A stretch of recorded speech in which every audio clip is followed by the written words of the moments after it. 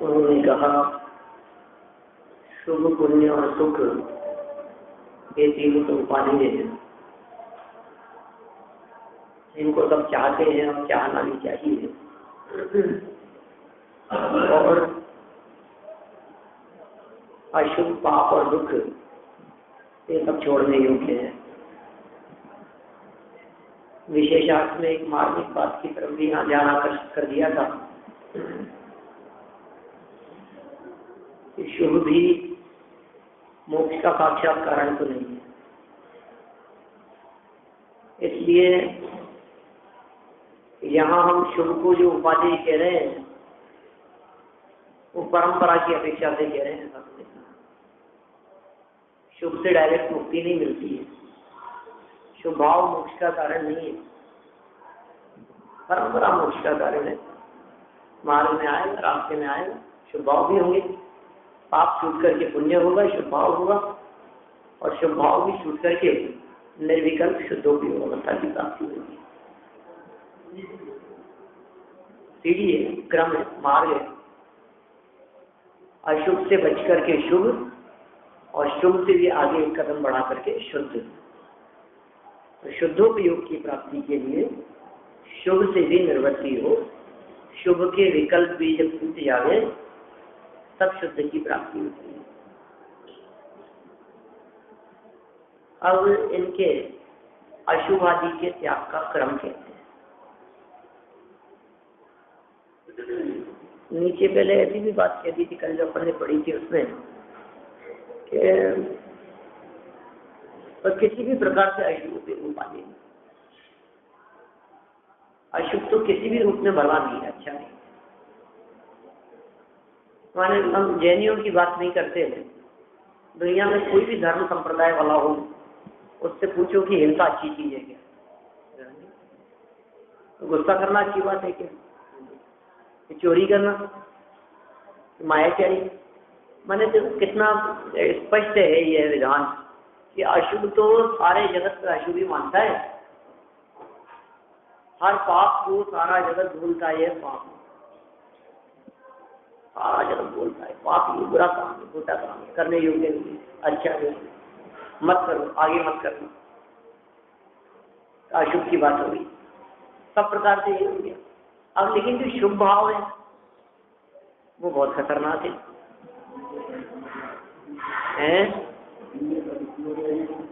हाँ, कोई बिरला बुद्ध कहे पुण्य भी तो पाप है। हर कोई नहीं कह सकता है पुण्य को बुरा, शुभ भाव को बुरा, शुभ भाव को छोड़ने योग्य त्याग, यदि यही कह सकते हैं। जो विशेषार्थ में जो बात कह दी थी, मोक्ष का साक्षात कारण नहीं है, इससे मुक्ति नहीं मिलेगी। रास्ते में आएगा तो भी छोड़ने योग्य, समझना। रास्ते में चलते चलते बहुत भयंकर गर्मी हो और पैदल सड़क पर चलते चलते बहुत तेज धूप में 2 मिनट के लिए भी यदि हमारे को कहीं कोई छाया का प्रसंग बनता है तो अपने आप ही पैर रुक जाते हैं। कहीं रास्ते में कोई पेड़ आ गया, आचार्य ने उदाहरण दिया, जैसे भी आजकल इस तरह की बातें कम होती है क्योंकि 2 कदम भी तो पैदल चलता नहीं है, कहाँ रुकेगा।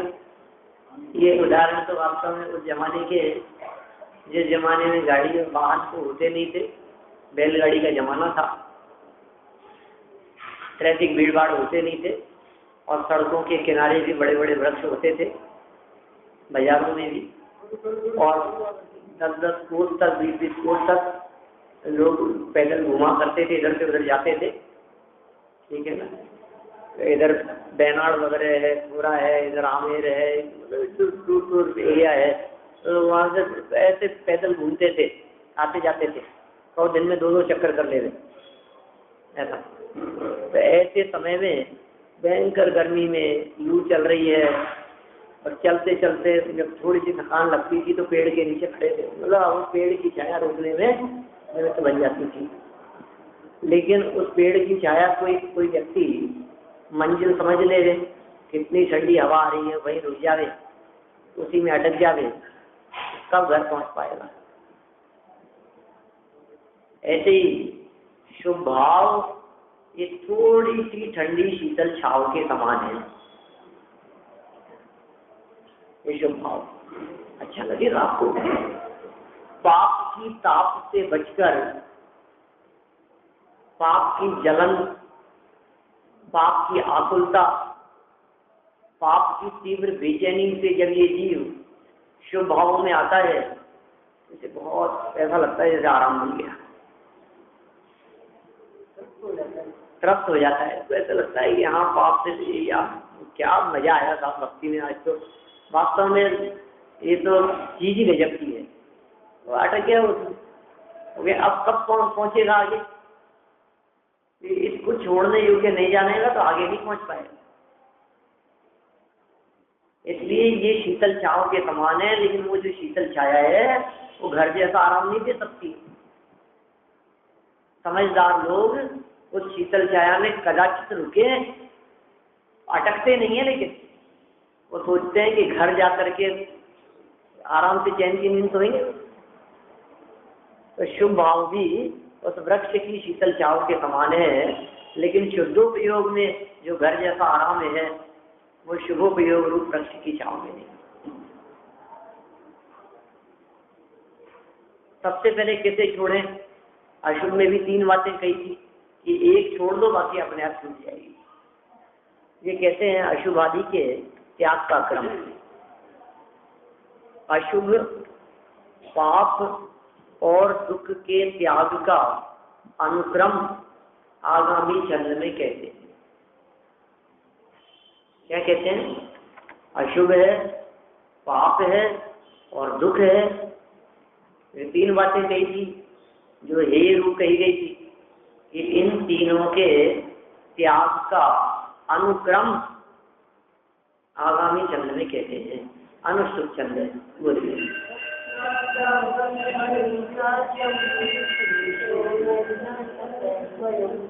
शुभम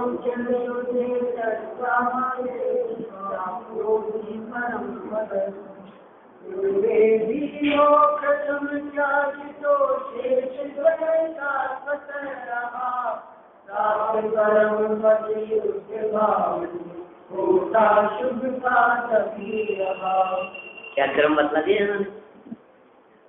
अशुभ से छूट करके शुभ की बात कही, और शुभ भाव का भी अभाव कब हो जाता है?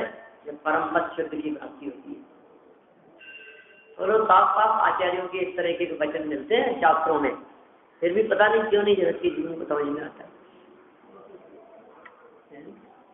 माने यदि हम तलाशने का प्रयास करें तो जगत में ऐसे भी विद्वान मिल जाएंगे जो बहुत प्रतिष्ठित हैं, लेकिन वे कहेंगे कि नहीं नहीं साहब शुभ तो ये नहीं है। हम क्या करें?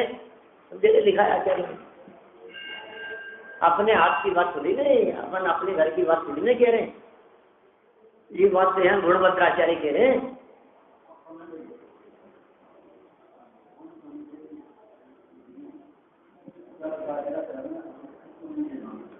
नहीं नहीं ऐसे बहुत है दुनिया में, उससे क्या होना है? बात तो आचार्यों की है। दिगंबर संतों ने ये बात कही है, कांजी स्वामी ने भी जो बात कही वो बात उसी में से निकाल कर के बतलाई है। अभी 240 नंबर की गाथा निकाल करके बताएंगे तो क्या कहेंगे? यही कहेंगे भाई, क्या करें? उन्होंने तो पढ़ने की परंपरा डाली कि आप खुद पढ़ो, ग्रंथ लेकर के बैठो, पुस्तक लेकर के बैठो और जो बात वक्ता कह रहा है वो बात मिलाओ कि इसमें लिखी है कि नहीं लिखी है और क्या लिखी है। कह रहे हैं उनमें भी हो प्रथम त्याज्य। अब पहला छोड़ दो तो शेष द्वय का स्वतः अभाव, बाकी के दो का अपने आप अभाव हो जाता है। पहला छोड़ दोगे तो बाकी के दो अपने आप छूट जाएंगे। और प्राप्त परम पद शुद्ध भाव से होता शुभ का तभी अभाव। क्या कह रहे हैं? प्राप्त परम पद शुद्ध भाव, परम पद रूपी शुद्ध भाव जब होता है तो शुभ का भी अभाव हो जाता है, तभी अभाव, शुभ का भी अभाव हो जाता है। देखिए आप पहले तो अहित रूप अशुभ छूटता है, एक क्रम है बिल्कुल। माने जब हम शुभ को छोड़ने योग्य कहते हैं तो हमारा अभिप्राय जिन मंदिर, स्वाध्याय, पूजन, भक्ति, आराधना इन सबको छोड़कर पाप में लगाने का नहीं होता है। ये तो आप स्पष्ट समझ लेना। जो लोग इस बात को समझते नहीं गहराई से, वो लोग ये कहते हैं कि आप शुभ को छुड़ा दोगे फिर क्या होगा, पहले लोग धर्म नहीं करते हैं, पहले लोग मंदिर नहीं आते हैं, पहले लोग पूजन नहीं करते हैं, अब आप कह दोगे ये भी छोड़ने लायक है, फिर क्या होगा, सब बंटाढार हो जाएगा, सब गड़बड़ हो जाएगी। ऐसी बात तो कहो ही मत आप किसी से। हम ये कह रहे हैं कि भैया वो कहने के बाद ये बात कहते हैं। सबसे पहले तो अहित रूप माने जो बुराई है, ऐसे अहित रूप अशुभ छूटता है। सबसे पहले तो अशुभ छूटेगा, उसके अभाव से पाप और दुख भी छूट जाते हैं। उसका यदि अभाव होगा, अशुभ का अभाव होगा, तो अशुभ के साथ में पाप का भी अभाव हो जाएगा, क्योंकि अशुभ भावों के कारण पाप कर्म बंधते हैं और पाप कर्म बंधने के कारण इस जीव को प्रतिकूलता है और दुख मिलता है। तो दुख छोड़ने के लिए पाप नहीं होना चाहिए और दुख और पाप नहीं होने के लिए अशुभ भाव नहीं होने चाहिए। देखिए, अशुभ और पाप इन दोनों में क्या फर्क है? शुभ और अशुभ शब्द का जब प्रयोग करते हैं तो भाव रूप होते हैं, और पुण्य और पाप शब्द का जब प्रयोग करते हैं तो कर्म रूप होते हैं। तो फर्क है दोनों में। एकांत में भी कभी कभी प्रयोग कर देते हैं, कोई बाधा नहीं है उसमें, लेकिन जो पुण्य है और शुभ है, तो पुण्य तो कर्म है, कर्म वर्गणाएं हैं, कर्म के परमाणु हैं जो आत्मा को बांधने का काम करते हैं। पुण्य हो चाहे पाप हो, पुण्य कर्म पाप कर्म बंधे हैं, उनका फल मिलेगा। तो ये पुण्य और पाप कर्म बंधे क्यों थे? कि पुण्य कर्म बंधा था शुभ भावों से, शुभ परिणामों से, शुभ विचारों से, शुभ चिंतन से। ठीक है ना? ये जो इन्होंने कही थी ना कल यहाँ बात, करुणा रूप मन से पुण्य बंधा था और निर्दयी चित्त से पाप बंधा था। निर्दयी चित्त माने अशुभ भाव, ऐसा भी कह सकते हैं। शुभ अशुभ जीव की पर्याय है और पुण्य और पाप कर्म की अवस्था है। क्या अंतर कर सकते हैं? शुभ और अशुभ तो जीव के भाव है, जीव की पर्याय है, जीव की अवस्था है, जीव में होता है। और पुण्य और पाप कर्म की अवस्था है, जो कर्म आकर के बनते हैं, जो पुण्य पाप है। ठीक है? तो पुण्य और पाप कर्म को बांधने वाला कौन है? मेरे साथ ऐसा क्यों होता है? लोग ऐसा कहते हैं, हमारे साथ ऐसा क्यों होगा? पता नहीं, हमारी तो किस्मत ही, हमारे साथ पता नहीं। तो जवाब क्या देंगे? भैया तेरे पाप कर्म का हो जाए। तो मेरे पाप कहाँ से आ गए इतना कि तूने पूर्व में कोई भाव ऐसे किए थे, तेरे परिणाम विचार ऐसे हुए थे, जिनके कारण तूने ही ये कर्म बांधा था, और तूने ये कर्म बांधा तो फिर उसके कारण ये उसका फल मिला, फिर दुख रूप परिस्थिति बनी। मैंने 3 चीजें हो गई। इन 3 चीजों को मैं कह सकता हूँ भाव कर्म, द्रव्य कर्म और नौ कर्म। 3 कर्म होते। एक का नाम है भाव कर्म, माने शुभाशुभ भाव, शुभाशुभ परिणाम, विचार, चित्त, मन में चलने वाली बात। ये तो क्या हो गया? भाव कर्म। दूसरा है द्रव्य कर्म। वो क्या है? तो पुण्य पाप, पुण्य पाप कर्म वो द्रव्य कर्म है। और तीसरा क्या है? नौ कर्म, माने पुण्य और पाप कर्म का जब फल मिलता है तो जो परिस्थिति बनी, नौ कर्म। ऐसा भी कह सकते हैं कि इन्होंने जो पिछले 139 नंबर के श्लोक में जो बात कही थी, हितकारी के संदर्भ में जो 3 बातें कही और अहितकारी के संदर्भ में जो 3 बातें कही, उन 3 में द्रव्य कर्म, भाव कर्म, नौ कर्म, इन तीनों को ही अच्छा उपादेय और इन तीनों को ही हे, अरे उसमें ऐसा बंटवारा कर दिया। शुभ और अशुभ दोनों भाव कर्म, पुण्य और पाप दोनों द्रव्य कर्म, और सुख और दुख की परिस्थितियां, ये दोनों नौकर्म। ये जीव भाव कर्म करता है तो द्रव्य कर्म बनते हैं, द्रव्य कर्म बनते हैं, बनने के बाद में जब वो फल देंगे, बंधने के बाद में कुछ एक लिमिटेड टाइम के बाद में जब उनका फल देने का प्रसंग आएगा, अवसर आएगा, चांस मिलेगा, आवाजा काल पूरा होने के बाद में, क्योंकि कोई भी कर्म फल तो देंगे, जैसा बांधा है उसका फल मिलेगा। तो कौन बांध रहा है, किसको फल मिलेगा? कि हम ही बांधने वाले हैं और हम ही उस कर्म का फल भोगने वाले हैं, कोई दूसरा नहीं है। तो भाव कर्म से द्रव्य कर्म और द्रव्य कर्म से नौकर्म, माने तो दुख की परिस्थितियां। अब यदि ये जीव नौकर्म की उपस्थिति में वापस उनके साथ में राग द्वेष करता है तो फिर भाव कर्म कर लेता है, फिर हो जाएगा। नौकर्म के साथ में इसने लगाव किया, नौकर्म के साथ में अनुकूल प्रतिकूलता मान करके जीव सुखी दुखी हुआ, परेशान हुआ, खिन्न हुआ, राग द्वेष कर रहा है, किसी को हटाना चाहता है, किसी को हटाना चाहता है, तो भाव कर्म किए, फिर द्रव्य कर्म बन जाएंगे, फिर उनके उन्हें में नौकर्म मिलेंगे, नौकर्म मिलेंगे, फिर ये राग द्वेष करेगा, भाव कर्म हो जाएगा, फिर कर्म बन जाएंगे, द्रव्य कर्म हो जाएगा, फिर नौकर्म, द्रव्य कर्म से नौकर्म, नौकर्म से भाव कर्म से द्रव्य कर्म से नौकर्म। तो सब कैसे छूटे इस चक्र से? ये अच्छा चक्रव्यूह रच रखा है, इस चक्रव्यूह को कैसे तोड़ा जाए? कि इस चक्रव्यूह को तोड़ना किसी दूसरे के हाथ में नहीं है, ये तुम्हारे ही हाथ में। तुम इस चक्रव्यूह को तोड़ सकते हो। ये सब कैसे तोड़ूं? इस चक्रव्यूह को तोड़ने के लिए जब कर्म के उदय से नौ कर्म मिले तो नौ कर्म के मिलने पर सहज रहो, ज्ञाता दृष्टा रहो, खेत खिन्न मत हो, दुखी मत हो, परेशान मत हो, पीड़ित मत हो, आकुलित व्याकुलित मत हो, राग द्वेष मत करो। मैं आकुल व्याकुल हो लेता, व्याकुल का फल व्याकुलता है। तब क्यों हो लिए आप आकुल व्याकुल? कि जग में जिसको नहीं कहता मैं वह छोड़ मुझे चल देता है, तो जाएगा उस नौकर में। समझ में आ रही है बात? फिर आप क्यों चला गया? कि उदय के प्रमाण मिला था, द्रव्य कर्म के उदय में मिला था, द्रव्य कर्म का उदय खत्म हो गया, तो उनका संयोग खत्म चला गया। कोई व्यक्ति कब तक रहे?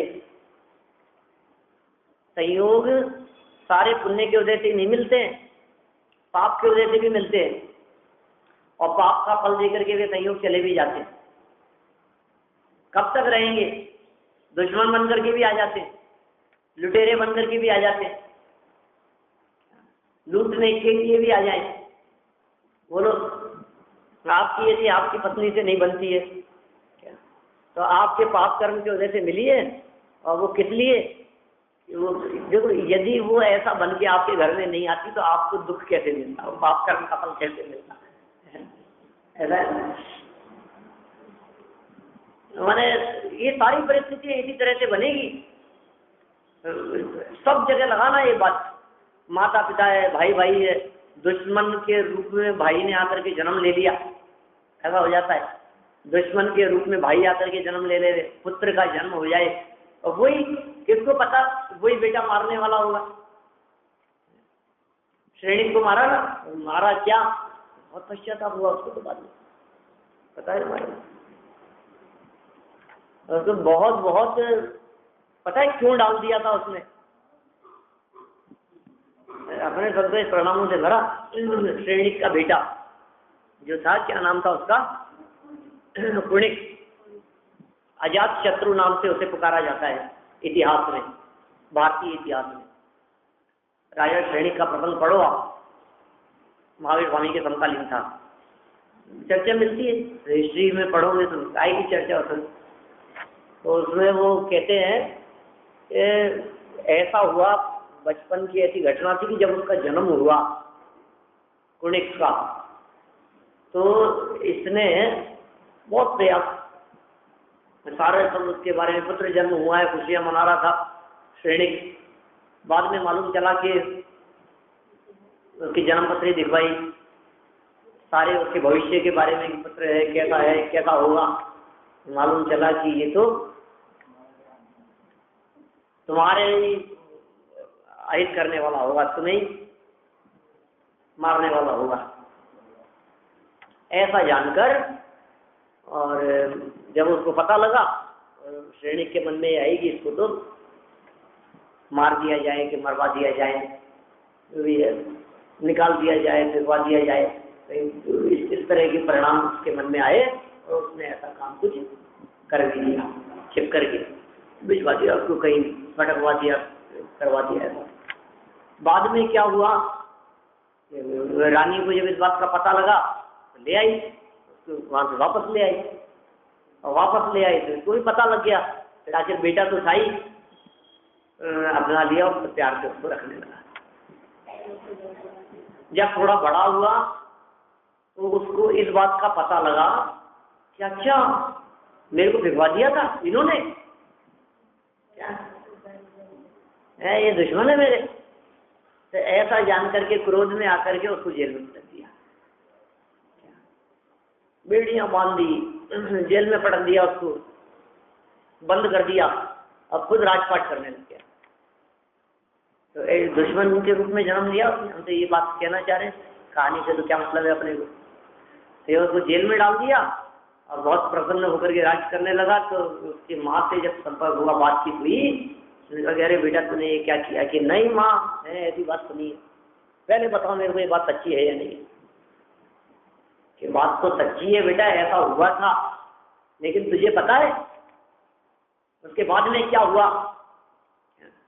उसके बाद में उन्होंने तुझे कितना लाड प्यार से रखा, वो तो थोड़ी बहुत घटना थी 2 दिन की, लेकिन उसके बाद में तेरे थोड़ा बहुत भी कुछ होता था तो वे चैन से सोते नहीं थे, रात रात भर सोते नहीं थे। अच्छा कितनी परवाह रखते थे तेरी, कितनी चिंता करते थे। अभी इतनी बातें जब कही उसे लगा कि ओहो, आंखें खुल गई, हाथ में तलवार लेकर के गया, काई के लिए, बेड़ियां काटने के लिए, तो जेल से मुक्त करने के लिए। तो परेशान था अंदर बहुत ज्यादा। मैंने क्या सोचा कि इसको जेल में डालने के बाद में अभी भी इसको चैन नहीं मिला है। तो जैसे ही वो तलवार लेकर के अंदर आ रहा था और ये हड़बड़ा करके और इधर उधर भागम भागी में गिरा और सर फट गया, पत्थर से सर फूट गया और वहीं मर गया। राजा श्रेणी की ऐसे मौत हुई, मर करके नरक में चला गया राजा श्रेणी का जीव। पहला तीर्थंकर होगा महापद्म नाम से, भविष्यकालीन 24 का, ठीक है। सबसे पहले बहुत भगवान महावीर स्वामी की देवी धुनी में जाते थे और बहुत प्रश्न किए, बहुत सारी चर्चाएं आती है। लेकिन जब पाप कर्म का उदय होता है तो घर में ऐसे सहयोग मिलते हैं। दूसरा व्यक्ति तो आपका क्या बिगाड़ सकता है, आपका बिगाड़ने के लिए आपके पास में आना पड़ेगा ना, तो आपके पास में आपका बन के आए तो बिगाड़ पाएगा। माने जब पाप कर्म का उदय होता है तो हमारे ही सहयोग, हमारे ही परिवारजन, हमारे ही मित्र शत्रु हो जाते। मित्र अरि हो जाए जगत में अशुभ उदय के आने से, जो पाप कर्म के उदय के आने से मित्र भी शत्रु हो जाते हैं। बताते थे पंडित साहब, जल में गलता रवि से जलता कमल जगह छूट जाने से, मित्र अरि हो जाए जगत में अशुभ उदय के आने से। जो कमल पानी में बढ़कर कमल से और सूर्य की किरणें पड़ने से ही खिल जाता है, दोनों मित्र दिखाई दे रहे हैं। पानी में बढ़ रहा है, वृद्धि को प्राप्त हो रहा है, सूर्य की किरणें मानो मित्र है, उसकी तो किरणें क्या पड़ी, वो तो खिल गया कमल। लेकिन थोड़ी से समय प्रतिकूल हो गए और वो कमल अपनी जगह छोड़ करके वहीं गिर जाए उसी पानी में, तो जो पानी उसको बढ़ाने का काम कर रहा था वही उसको गलाने का काम कर रहा था। जिस सूर्य की किरणें पड़ने पर वो खिल जाता था, आज वही सूर्य की किरणें उसको जलाने का काम कर रही थी। जल गया वो कमल, ये कैसे जल गया, सूर्य की किरणों से। तो पाप कर्म के उदय से ऐसी प्रतिकूलताएं आएगी और बनती है इस प्रकार की प्रतिकूलताएं। लेकिन ऐसी प्रतिकूल रूप परिस्थिति बनने पर भी अब आपके हाथ में है कि आप राग द्वेष नहीं करें, विकार भाव रूप न परिणमित हो गए। तो ये जो चक्र चल रहा है, ये चक्र टूट जाएगा। भाव कर्म न होंगे तो द्रव्य कर्म न बनेंगे, द्रव्य कर्म न बनेंगे तो उनके उदय रूप नौकर्म भी नहीं होंगे, और नौकर्म भी नहीं आएंगे तो फिर भाव कर्म के सिलसिला टूट जाएगा और मुक्ति की प्राप्ति हो जाएगी। तो क्रम क्या है? क्रम ये बतला रहे हैं, भाव कर्मों को छोड़ने के संदर्भ में भी सबसे पहले अशुभ को छोड़ो। अशुभ के छोड़ने से माने पाप भाव मन में ना आवे, मन में छोटा भाव न आवे, तो पाप भाव छूटा, पाप भाव से बचे, और फिर क्या हुआ? बंधन नहीं होगा। देखिए क्या कह रहे हैं, पहले तो अहित रूप अशुभ छूटता है, ये क्रम, और उसके अभाव से पाप और दुख भी छूट जाते हैं। उसका अभाव हो गया, भाव भी खोटे नहीं आए, दुख भी नहीं होगा और पाप भी ना होगा। फिर शुद्धोपयोग के प्रभाव से शुभ भी छूट जाता है। शुभ कैसे छूटेगा? शुभ छोड़ना आसान काम नहीं है। तो हम कितना भी उपदेश देते रहे आपको, शुभ भाव बंधन का कारण है, शुभ भाव छोड़ने योग्य है, शुभ भाव ये है। एक हाथ तो दिखाओ हमारे को जो मंदिर आदि छोड़ करके बैठ गया क्या? हाँ और क्या, सब जगह यही बात है। अरे भाई अब धर्म का मतलब क्या है वास्तव में? जैन कुल में जन्म लेकर के भी वहीं तक अटका रहे, और उस कुल में जन्म लेकर के भी शुभ भाव छोड़ करके शुद्धोपयोग हो जाए, तो अब क्या कहें हम? तो ऐसी बात है। ये तो हम तो वस्तु स्थिति बता रहे हैं, ये कोई जैनियों की बात नहीं है। जैन हिंदू ये ऐसे मत संप्रदाय की बात नहीं है, वस्तु स्थिति ये है। पाप छोड़ करके पुण्य भाव शुभ भाव हो गए, और शुभ भाव छूट करके शुद्धोपयोग की प्राप्ति हो गई। जो करे तो कर ले, इसमें क्या है? कोई भी हो, शरीर की गति के जीव भी कर लेते, देवगति के जीव भी कर लेते। कोई ऐसा थोड़ी ना कि कोई हिंदू है तो कर नहीं पाएगा। क्यों नहीं कर सकता है? हिंदू भी कर सकता है, कोई भी हो सकता है। कितने हिंदू हैं, कितने ब्राह्मण हैं, लेकिन अब उसको फिर जब जिसने ये काम कर लिया उसको हिंदू कौन कहे? जैन है मतलब क्या?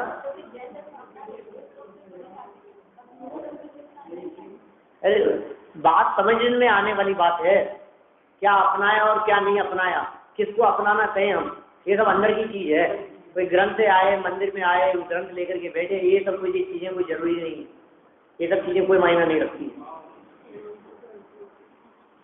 परिणाम बदल गया, अशुभ से जुड़ करके शुभ में आ गया, और शुभ भावों की तारतम्यता होने पर शुभ भाव में बढ़ते बढ़ते वृद्धिंगत होते हुए अंदर से भेद विज्ञान जागृत हुआ कि नहीं नहीं, ये शुभ भाव में भी आकुलता दिख रही है, ये बात अंदर से जगी है वास्तव में। ग्रंथ तो अभी बने, इसलिए आप पंच संप्रदायों में मत उलझो।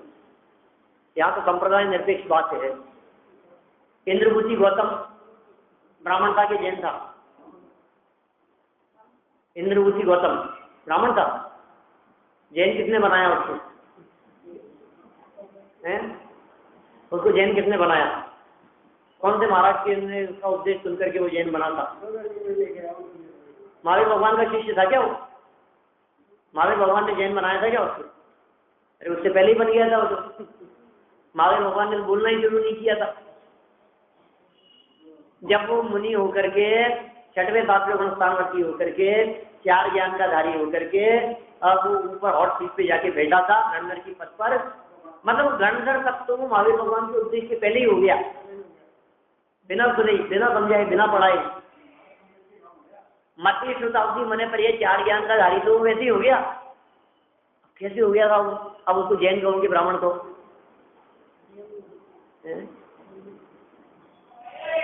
किसने बनाया जैन? कब बन गया? उससे पूछो तुम जैन बन रहे हो क्या? क्या जैन वैन की बातें मत करो, जो कर रहे हैं तो क्या कहेगा? उसको तो विकल्प ही नहीं आया होगा कि मुझे जैन बनना चाहिए।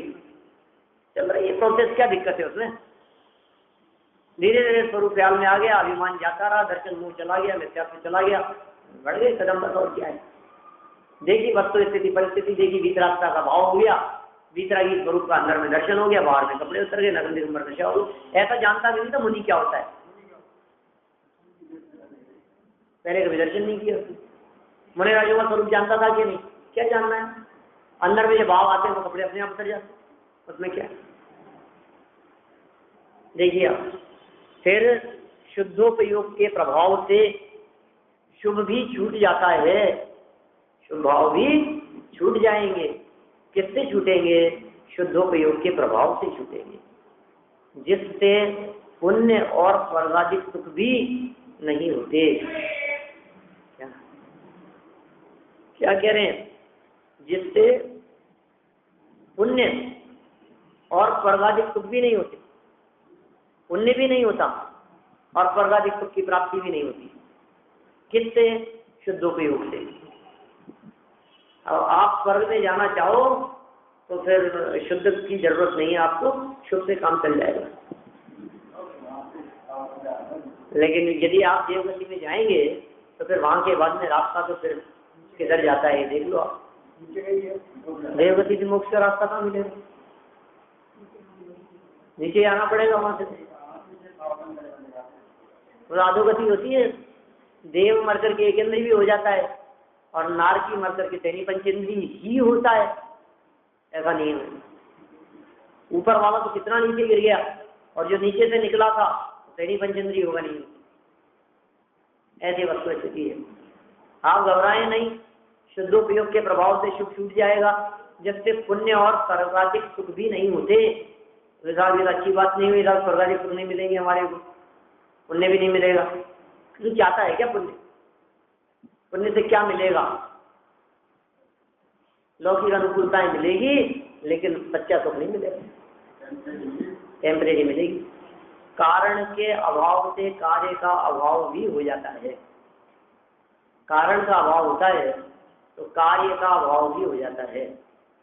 यह जीव शुभ छूटने पर परम वितराग भाव रूप शुद्धोपयोग में स्थित होकर परम पद प्राप्त करता है। क्या कह रहे हैं? ये जीव शुभ छूटने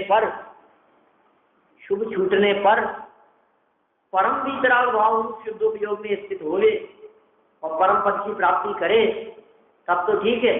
और परम पद की प्राप्ति न करे और शुभ को छूटकर, मंदिर छोड़कर, देव दर्शन छोड़कर दूरदर्शन में लग जाए।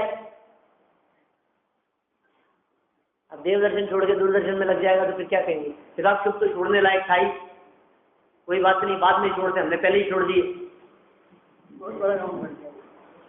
ये तुम्हारे लिए नहीं है, ये जो परम पद की प्राप्ति करते हैं ये बात तो उनके लिए है, ऊंची दशा वालों के लिए।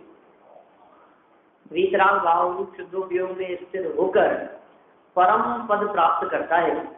वह परम पद शुभ और अशुभ दोनों से रहित है और दोनों का अंत होने पर होता है। सिद्धों के साथ कितना पुण्य का उदय होगा सिद्ध परमात्मा के, ऐसा कह देते हैं लोग, अरे साहब हमारे भी कब पुण्य का उदय होगा, हमें मोक्ष मिलेगा। हमारे कहाँ ऐसे पुण्य का उदय मोक्ष मिल जाए, ऐसा कहते हैं लोग। मेरे से कह दिया था एक बार सभा में, ऐसा उधर की बात है, वजीजन जी के मंदिर की बात, 17 साल पुरानी बात है कम से कम। मैंने समझ लो आप, ऐसा बहुत भद्र मंद कशाई अच्छे परिणाम वाले रोजाना प्रवचन सुनने के लिए आते थे, बैठते थे। ऐसी प्रवचन की चर्चा चलते समय, मोक्ष की चर्चा चलते समय एकदम बोल दिए थे, अरे साहब आप बातें तो करते हो, हमारे कहाँ ऐसा पुण्य का हो जाएगी हमारे को मोक्ष। पुण्य की वजह से मोक्ष है, पुण्य की वजह से मोक्ष नहीं मिलता, इसलिए आपको चिंता करने की जरूरत नहीं है। तो पाप की वजह से मिलता है, पाप से, पुण्य की वजह से ही नहीं मिलता तो पाप की वजह से क्या मिलेगा? हमने कहा कि साहब 1000 रुपये खर्च करोगे तो भी नहीं मिलेगा, तो फिर सब 10 रुपये में तो मिल जाएगा ना। अरे मूर्ख, हमने कहा ये चीज 1000 रुपये में भी नहीं मिलती तो फिर तो कह रहे 10 रुपये में तो मिल जाएगी ना। तो ऐसी बात होगी। हम कह रहे पुण्य से भी मोक्ष नहीं मिलता तो कह रहे पाप से, कैसा पागल है? पाप से तो दूर दूर तक संभावना नहीं है। पाप के फल में तो मोक्ष मिलता ही नहीं है, पुण्य के फल में, पुण्य के उदय में भी मोक्ष नहीं मिलता है। तो फिर कैसे होती है मुक्ति की प्राप्ति? कि मुक्ति है ना, दोनों से मुक्ति होने पर होगी, पाप से मुक्ति और पुण्य से मुक्ति। और पाप और पुण्य दोनों से जब मुक्त हो जाता है तब उस जीव को कहते हैं कि अब हो गया मोक्ष, तब मोक्ष होगा। पाप पुण्य सब त्याग के हाँ, ज्ञान भान प्रकाश, पाप पुण्य सब नाश के ज्ञान भान प्रकाश, सोनेकरण की लाइन। चलिए यहाँ तो क्या कह रहे हैं भैया, यह जीव शुभ छूटने पर परम वितराग भाव रूप शुद्धोपयोग में स्थित होकर, शुद्धोपयोग में स्थिति लेकर के परम पद को प्राप्त करता है। माने शुद्धोपयोग में स्थित होने पर ही परम पद की प्राप्ति होगी, और वितराग भाव रूप है वो, और शुभ के छूटने पर ही होगा। वह परम पद शुभ और अशुभ दोनों से रहित है। माने वितरागता में अकेले द्वेष का अभाव नहीं है, या अकेले राग का अभाव नहीं है। उस वितरागता में शुभ और अशुभ दोनों का अभाव है, और दोनों का अंत होने पर वो परम पद की प्राप्ति होती है। परम पद माने परमेश्वर, परम पद मोक्ष मुक्ति सिद्ध दशा, वो दोनों का अंत होने पर ही होती है। इस तरह से पुण्य और पाप दोनों से रहित होने पर प्राप्त होने वाली अवस्था ही स्वीकार करने योग्य, अंगीकार करने योग्य है। आगे भावार्थ करें।